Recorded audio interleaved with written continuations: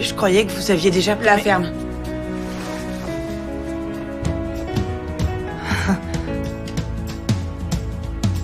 Le garçon Charlie va bientôt subir l'ablation de son œil droit à cause d'un cancer. Mais au lieu d'avoir peur, il raconte des blagues au médecin avec le sourire. Il montre même fièrement sa prothèse dans l'autre œil, assurant que même les médecins ne voient pas la différence. Elle, optimisme de Charlie touche profondément la docteure Morgan et elle prend une décision folle. Elle va faire évader le garçon de l'hôpital pour lui permettre d'accomplir son dernier souhait. Ils vont au stade pour assister à un match de baseball.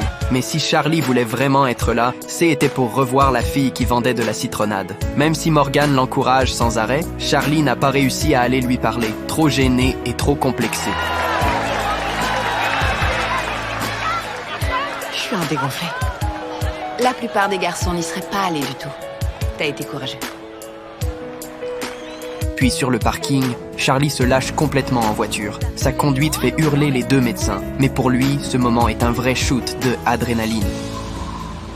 Sur le chemin du retour vers l'hôpital, Charlie finit par laisser tomber son masque. Il repense à avant, à quand ses parents l'amenaient sécher les cours, aller voir des matchs, manger de la malbouffe et rire à en pleurer. Le contraste entre ses souvenirs pleins de vie et le silence d'aujourd'hui est d'une cruauté immense. C'est ça qui lui brise vraiment le cœur. Puis le garçon fait une nouvelle demande. Il veut aller dans un autre endroit. Non, pas question.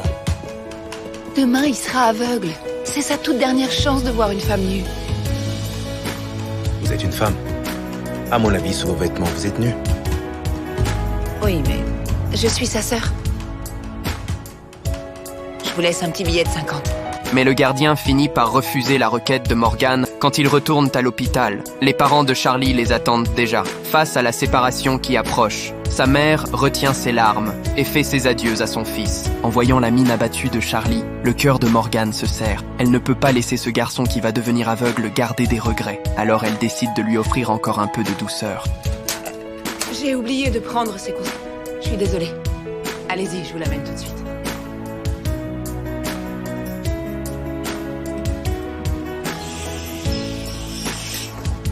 Je croyais que vous aviez déjà... La ferme.